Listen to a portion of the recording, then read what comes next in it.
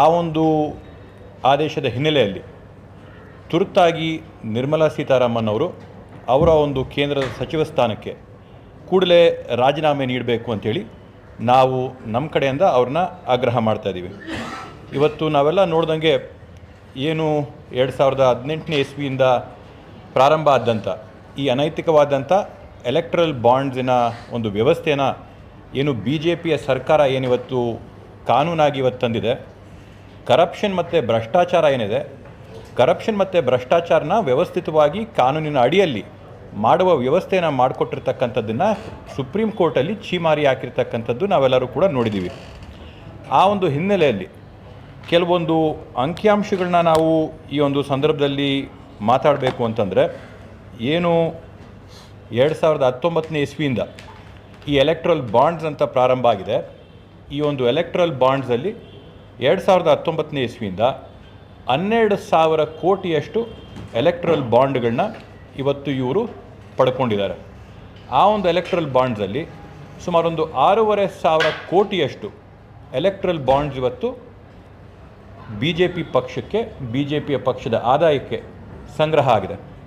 ಇವತ್ತು ಎಲೆಕ್ಟ್ರಲ್ ಬಾಂಡ್ಸಲ್ಲೇ 6,000 ಕೋಟಿ ರೂಪಾಯಿಗಳನ್ನ ಇವರು ಸಂಗ್ರಹಣೆ ಮಾಡಿಕೊಂಡಿದ್ದಾರೆ ಅಂತಂದರೆ, ಈ ಒಂದು ಬಿಟ್ಟು ಅನೈತಿಕವಾಗಿ ಇನ್ನೆಷ್ಟು ಹಣ BJPಗೆ ಈ 5 ವರ್ಷಗಳಲ್ಲಿ ಸೇರಿರ್ಬೋದು ಅಂತೇಳಿ ನಾವು ಆಲೋಚನೆ ಮಾಡಿದ್ರೆ ಒಂದು 15,000 ಕೋಟಿ ರೂಪಾಯಿಯಷ್ಟು BJP ಪಾರ್ಟಿಗೆ ಸೇರಿರ್ಬೋದು ಅಂತ ನಾವು ಊಹೆ ಮಾಡ್ಕೊಳ್ಳೋದ್ರಲ್ಲಿ ಯಾವುದೇ ಒಂದು ಅಚ್ಚರಿಯಾಗಂಥ ಒಂದು ಏನು ಸಂಗತಿ ಏನಿಲ್ಲ.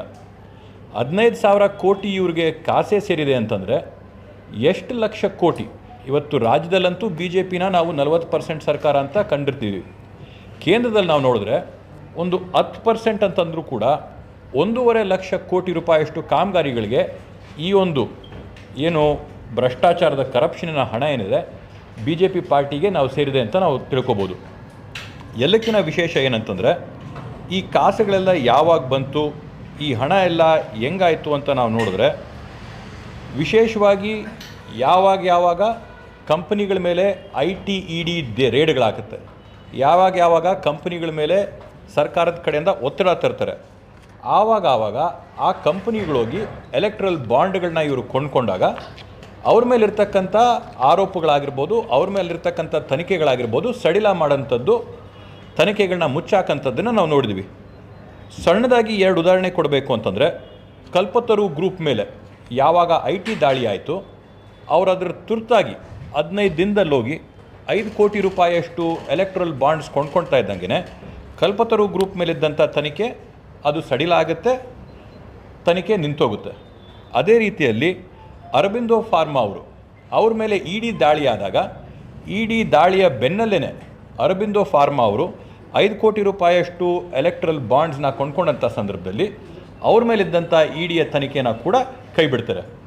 ಈ ರೀತಿಯಲ್ಲಿ ವ್ಯವಸ್ಥಿತವಾಗಿ ಕೇಂದ್ರ ಸರ್ಕಾರದಿಂದ ಯಾವಾಗ ಬೇಕು, ಯಾರ್ಯಾರ ಹತ್ರದಿಂದ ಹಣಕಾಸುಗಳನ್ನ ವಸೂಲಿ ಮಾಡ್ಕೋಬೇಕು, ಯಾವ ಉದ್ದಿಮೆಗಳ ಮೇಲೆ, ಯಾರ ಉದ್ದಿಮೆಗಳ ಮೇಲೆ ಅವರು ಒತ್ತಡ ತರಬೇಕು, ವ್ಯವಸ್ಥಿತವಾಗಿ ಒತ್ತಡಗಳನ್ನ ತಂದು ಬಂಡವಾಳಶಾಹಿಗಳ ಹತ್ರದಿಂದ ಕಾಸುಗಳನ್ನ ಕಲೆಕ್ಟ್ ಮಾಡಿಕೊಂಡು ಇವತ್ತು ರಾಜಕಾರಣ ಮಾಡ್ತಾ ಇರ್ತಕ್ಕಂಥದ್ದನ್ನು ನಾವು ನೋಡಿದ್ವಿ. ಇವತ್ತು ಸ್ಪಷ್ಟವಾಗಿ ಇವರು ಯಾರ ಹತ್ರ ಕಾಸು ತೊಗೋತಾ ಇದ್ದಾರೆ, ಇವ್ರು ಯಾರ ಹತ್ರ ಕೆಲಸ ಮಾಡ್ತಾಯಿದ್ದಾರೆ, ಯಾರ ಹತ್ರ ವಸೂಲಿ ಮಾಡ್ತಾರೆ ಬಂದು ನೇರವಾಗಿ ಹೇಳಿ. ಇವತ್ತು 6,000 ಕೋಟಿ ಸೇರಿದೆ ಅಂತಂದರೆ 6,000 ಕೋಟಿ ಯಾರ್ಯಾರಿಂದ ಯಾವಾಗಿಂದ ಸೇರಿದೆ ಅನ್ನೋದನ್ನು ಸ್ಪಷ್ಟವಾಗಿ ಹೇಳಬೇಕಾಗುತ್ತೆ. ಇವತ್ತು ಮೇಗಾ ಇಂಜಿನಿಯರಿಂಗ್ ವರ್ಕ್ಸ್ ಅನ್ನಂಥ ಒಂದು ಸಂಸ್ಥೆಯಿಂದ ಹತ್ತತ್ರ 1,000 ಕೋಟಿ ರೂಪಾಯಿಯಷ್ಟು ಎಲೆಕ್ಟ್ರಲ್ ಬಾಂಡ್ಗಳನ್ನ ಪಡ್ಕೊಂಡಿದ್ದಾರೆ. ಇವತ್ತು ಅವ್ರ ಕಡೆಯಿಂದ ನಾಗ್ಪುರಲ್ಲಾಗಂಥ ಹೈವೇ ಆಗಿರ್ಬೋದು, ಬುಲೆಟ್ ಟ್ರೈನ್ ಸ್ಟೇಷನ್ ಆಗಿರ್ಬೋದು, ಟನಲ್ಗಳಾಗಿರ್ಬೋದು, ಈ ಎಲ್ಲ ಕಾಮಗಾರಿಗಳು ಕೂಡ ಮೇಗಾಗಿ ಸಿಗುತ್ತೆ. ಕ್ವಿಕ್ ಸಪ್ಲೈ ಚೈನ್ ಅನ್ನೋಂಥ ಒಂದು ಸಂಸ್ಥೆ, ರಿಲಯನ್ಸು ಅಂಬಾನಿಯವ್ರಿಗೆ ಸೇರಿದಂಥ ಒಂದು ಸಂಸ್ಥೆಯಿಂದ 375 ಕೋಟಿ ರೂಪಾಯಿಯಷ್ಟು ಎಲೆಕ್ಟ್ರಲ್ ಬಾಂಡ್ಗಳನ್ನ ಪಡ್ಕೊಂಡಿದ್ದಾರೆ. ಭಾರತಿ ಏರ್ಟೆಲ್ಲಿಂದ, ವೇದಾಂತ ಕಂಪ್ನಿಯಿಂದ, ಈ ರೀತಿಯಾಗಿ ನಾವು ಪಟ್ಟಿನ ತೆಗೆದ್ರೆ ನಿಮಗೆ ಎಷ್ಟುದ್ದ ಪಟ್ಟಿ ಬೇಕೋ ಅಷ್ಟುದ್ದ ಪಟ್ಟಿ ಕೂಡ ಸಿಗುತ್ತೆ. BJPಯವರು ಸುಸಂಸ್ಕೃತ ಪಕ್ಷ, ಭಾರತ ಮೌಲ್ಯಗಳನ್ನ ಕಾಪಾಡೋಂಥ ಪಕ್ಷ ಅನ್ನಂಥವರು ಲಾಟ್ರಿ ಕಿಂಗ್ ಸಾಂಟಿಯಾಗೋ ಮಾರ್ಟಿನ್ ಅವರ ಮಗನಿವತ್ತು ಚಾರ್ಲ್ಸ್ ಮಾರ್ಟಿನ್ ಅವ್ರನ್ನ ಅವರ ಪಕ್ಷದ ಒಬ್ಬ ಸದಸ್ಯರಾಗಿ ಮಾಡಿಕೊಂಡು ಆ ಒಂದು ಲಾಟ್ರಿ ಏಜೆನ್ಸಿ ಕಡೆಯಿಂದ 400 ಕೋಟಿ ರೂಪಾಯಿಯಷ್ಟು ಎಲೆಕ್ಟ್ರಲ್ ಬಾಂಡ್ಸ್ ಅವ್ರು ಕೊಟ್ಟಿದ್ದಾರೆ. ಇವತ್ತು ಭಾರತ ಮೌಲ್ಯಗಳು, ಭಾರತ ದೇಶದ ಆದರ್ಶಗಳು, ಸಂಸ್ಕೃತಿಗಳು ಯಾರು ಉಳಿಸ್ತಾವ್ರೆ, ಯಾರಿಗೋಸ್ಕರ ಉಳಿಸ್ತಾವ್ರೆ ಅಂತೇಳಿ ಪ್ರಶ್ನೆ ಮಾಡಬೇಕಾದಂಥ ಒಂದು ವ್ಯವಸ್ಥೆ, ಒಂದು ಸಂಗತಿ ಬಂದಿದೆ. ಇದೆಲ್ಲಕ್ಕೂ ಕೂಡ ಕಿಂಗ್ ಪಿನ್ನು ಇದರೆಲ್ಲರೂ ಕೂಡ ಹಿಂದೆ ಯಾರಿರೋದಂತಂದರೆ ಕೇಂದ್ರದ ಹಣಕಾಸು ಸಚಿವರಾಗಿರ್ತಕ್ಕಂಥ ಶ್ರೀಮತಿ ನಿರ್ಮಲಾ ಸೀತಾರಾಮನ್ ಅವರು. ಇವತ್ತು ದೊಡ್ಡ ದುರ್ದೈವ ಏನಂತಂದರೆ 2016ರಿಂದ 2 ಬಾರಿ ಕರ್ನಾಟಕ ರಾಜ್ಯದಿಂದ ರಾಜ್ಯಸಭೆಯ ಸದಸ್ಯರಾಗಿ ಆಯ್ಕೆಯಾಗಿ 2016ರಿಂದ 22ರವರೆಗೂ, ಮತ್ತೊಮ್ಮೆ 2022ರಲ್ಲಿ 28ನೇ ವರ್ಷದವರೆಗೂ ನಾವು ಅವ್ರನ್ನ ರಾಜ್ಯಸಭೆಗೆ ನಮ್ಮ ಸದಸ್ಯರಾಗಿ BJP ಪಕ್ಷದ ಎಲ್ಲ ಸದಸ್ಯರು ಕೂಡ ಮತ ಹಾಕಿ ಆಯ್ಕೆ ಮಾಡಿ ಕಳಿಸಿದ್ದಾರೆ. ಇಷ್ಟೆಲ್ಲ ವರ್ಷಗಳಲ್ಲಿ ನಿರ್ಮಲಾ ಸೀತಾರಾಮನ್ ಅವರ ಕೊಡುಗೆ ಕರ್ನಾಟಕ ರಾಜ್ಯಕ್ಕೆ ಏನು ಅಂತ ನೋಡಿದ್ರೆ, ವರ್ಷಾನುವರ್ಷ ನಮಗೆ ಬರ್ತಾ ಇದ್ದಂಥ ಕೇಂದ್ರ ಸರ್ಕಾರದ ತೆರಿಗೆಯ ಪಾಲುಗಳಾಗಿರ್ಬೋದು, ಅನುದಾನಗಳ ಪಾಲುಗಳಾಗಿರ್ಬೋದು, ವರ್ಷಾನುವರ್ಷ ಅದನ್ನ ಕಡಿತ ಮಾಡ್ಕೊಂಡು ಬಂದಿರೋದೇ ಬಿಟ್ಟು ರಾಜ್ಯಕ್ಕೆ ಯಾವ ರೀತಿಯಾದಂಥ ಅನುಕೂಲನ ಕೂಡ ಇವತ್ತು ಅವರು ಕೊಟ್ಟಿಲ್ಲ. ನಾವು ಮೊದಲು ಏನು UPA ಸರ್ಕಾರದಲ್ಲಿ 1.8% ಅಷ್ಟು 1.9% ಅಷ್ಟು ಕೇಂದ್ರದ ಸರ್ಕಾರದ ಬಜೆಟಿನ ಅನುದಾನ ಕರ್ನಾಟಕ ರಾಜ್ಯಕ್ಕೆ ಅಭಿವೃದ್ಧಿಗೆ ಏನು ಬರ್ತಾ ಇತ್ತು, ಇವರ ಕಾಲದಲ್ಲಿ ಅದನ್ನು ಕಟ್ ಮಾಡಿ 1.2% ಆಗಿದೆ. 33% ಅಷ್ಟು ಅನುದಾನಗಳನ್ನ ಕರ್ನಾಟಕ ರಾಜ್ಯಕ್ಕೆ ಇವತ್ತು ಕಟ್ ಮಾಡಿದ್ದಾರೆ. ಅದ್ರ ಜೊತೆಗೆ GST ಕಾಂಪನ್ಸೇಷನಲ್ಲಾಗಿರ್ಬೋದು, ಮತ್ತು ಬರ ಬಂದಂಥ ಸಂದರ್ಭದಲ್ಲಿ ನಾವು ಹೋಗ್ಬಿಟ್ಟು ಕೇಂದ್ರ ಸರ್ಕಾರನ ಸುಮಾರು 17,000 ಕೋಟಿಯಷ್ಟು ಅನುದಾನಗಳಿಗೆ ನಾವು ಮನವಿ ಮಾಡಿಕೊಂಡಂಥ ಸಂದರ್ಭದಲ್ಲಿ ಅವ್ರ ಕಡೆಯಿಂದ ಕರ್ನಾಟಕ ರಾಜ್ಯಕ್ಕೆ ಯಾವುದೇ ಒಂದು ಅನುದಾನ ಕೂಡ ಬಿಡುಗಡೆ ಮಾಡಲಿಲ್ಲ. ಒಟ್ಟಾರೆ ಲೆಕ್ಕ ಹಾಕ್ಕೊಂಡ್ರೆ ಇವರು ಅಧಿಕಾರಕ್ಕೆ ಬಂದಾಗಿಂದ ಇವರ ಒಂದು ಅಧಿಕಾರದ ಅವಧಿನ ನಾವು ಲೆಕ್ಕ ಹಾಕ್ಕೊಂಡ್ರೆ ಹತ್ತತ್ರ 1,87,000 ಕೋಟಿ ರೂಪಾಯಿಗಳಷ್ಟು ಅನುದಾನ ಏನು ಕೇಂದ್ರದಿಂದ ರಾಜ್ಯಕ್ಕೆ ಬರಬೇಕಾಗಿತ್ತು ಅದು ಕಡಿತ ಆಗಿರ್ತಕ್ಕಂಥದ್ದನ್ನು ನಾವು ನೋಡಿದ್ದೀವಿ. ಎಲ್ಲ ಕಡೆ ನಾವು ನೋಡಿದಾಗ ನಿರ್ಮಲಾ ಸೀತಾರಾಮನ್ ಅವರು ಒಂದು ಪದಾನ ಬಳಸ್ತಾರೆ, ಬೆಗ್ಗಿಂಗ್ ಬೋಲ್ ಇಟ್ಕೊಂಡು ಬರ್ತಾ ಇದ್ದಾರೆ ಅಂತೇಳಿ, ಭಿಕ್ಷೆಗೆ ನಮ್ಮನ್ನು ಕೇಳ್ತಾ ಇದ್ದಾರೆ ಅಂತೇಳಿ, ಭಿಕ್ಷೆ ಪಾತ್ರೆನ ಇಟ್ಕೊಂಡು ನಮ್ಮ ಹತ್ರ ಬಂದು ಅನುದಾನಗಳು ಕೇಳ್ತಾ ಇದ್ದಾರೆ ಅಂತ ಹೇಳ್ತಾರೆ. ಸ್ಪಷ್ಟವಾಗಿ ಶ್ರೀಮತಿ ನಿರ್ಮಲಾ ಸೀತಾರಾಮನ್ ಅವ್ರಿಗೆ ನಾವು ಕೊಡಬೇಕಾದಂಥ ಸಂದೇಶ ಏನಂತಂದರೆ, ನಾವು ನಿಮ್ಮ ಹತ್ರ ಭಿಕ್ಷೆಯ ಪಾತ್ರೆನ ಇಟ್ಕೊಂಡು ನಾವು ಬಂದಿಲ್ಲ, ನಾವು ಕೇಂದ್ರಕ್ಕೆ 4,30,000 ಕೋಟಿ ರೂಪಾಯಿನ ಪ್ರತಿ ವರ್ಷ ಕೊಡ್ತಿದ್ದೀವಿ. ಅದರಲ್ಲಿ ನಮಗೆ ಬರ್ತಾ ಇರ್ತಕ್ಕಂಥದ್ದು ವಾಪಸ್ಸು 50,000 ಕೋಟಿ ಮಾತ್ರ, 100 ರೂಪಾಯಿಗೆ 12ರಿಂದ 13 ರೂಪಾಯಿ ಮಾತ್ರ ನಮಗೆ ವಾಪಸ್ ಬರ್ತದೆ. ಭಿಕ್ಷೆ ಪಾತ್ರೆ ಯಾರು ಇಟ್ಕೊಂಡಿದ್ದೀರಾ ಅಂತ ತಾವು ದಯವಿಟ್ಟು ಆತ್ಮಾವಲೋಕನ ಮಾಡ್ಕೊಂಡು ನೋಡಿ. ನಾವು ಕೇಳ್ತಾ ಇರ್ತಕ್ಕಂಥದ್ದು ನಮ್ಮ ತೆರಿಗೆಯಲ್ಲಿ ನಮ್ಮ ಹಕ್ಕನ್ನು, ನಮ್ಮನ್ನು ಪಾಲನ್ನ ಕರ್ನಾಟಕ ರಾಜ್ಯಕ್ಕೆ ಕೊಡಿ ಅಂತೇಳಿ. ಇವತ್ತು ಈ ರೀತಿಯಾದಂಥ ಸಂಪೂರ್ಣವಾದಂಥ ಅನೈತಿಕ ಎಲೆಕ್ಟ್ರಲ್ ಬಾಂಡ್ಸಿನ ಕಿಂಗ್ ಪಿನ್, ಕೇಂದ್ರ ಬಿಂದು ಆಗಿರ್ತಕ್ಕಂಥವರು ನಿರ್ಮಲಾ ಸೀತಾರಾಮನ್ ಅವರು.